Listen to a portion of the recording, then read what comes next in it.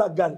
ఎందుకంటే పాకిస్తాన్ ఛాలెంజ్ చేస్తుంది, మా దగ్గర ఆటం బాంబు ముందు మర్చిపోకండి, హైదరాబాద్ మీద పడేస్తాం, ఢిల్లీ మీద పడేస్తాం, బాంబే మీద పడేస్తాం.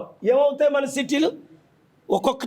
ఒక్కొక్క సిటీలో 2 కోట్ల జనాభా సర్వనాశనం, బూడిదైపోతారు. ఇప్పుడు పిచ్చోడి చేతిలో రాయిన్నట్టు పాకిస్తాన్ చేతిలో న్యూక్లియర్ వెపన్స్ ఉన్నాయి. గమనించారా దాని పవర్? అరే మేము ఎలాగా పోయాం కదా, వాళ్ళ ఎకానమీ ఎలాగా పోయింది, వాళ్ళ టెర్రరిజాన్ని ఆపలేకపోతున్నారు.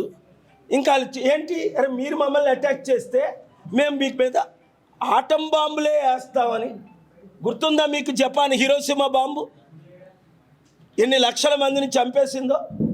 ఇప్పుడున్న బాంబులు, ఒక్క బాంబు పడితే హైదరాబాదులో కానీ, ఢిల్లీలో కానీ, బాంబేలో కానీ, కలకత్తాలో కానీ, చెన్నై బెంగళూరులో కానీ వాళ్ళు టార్గెట్ చేసిన 6 సిటీల్లో ఏ సిటీలో పడినా ఒక్కడ మిగలడు, బూడిదైపోతారు. కనుక శాంతి కొరకే నా ప్రయత్నం అంతా.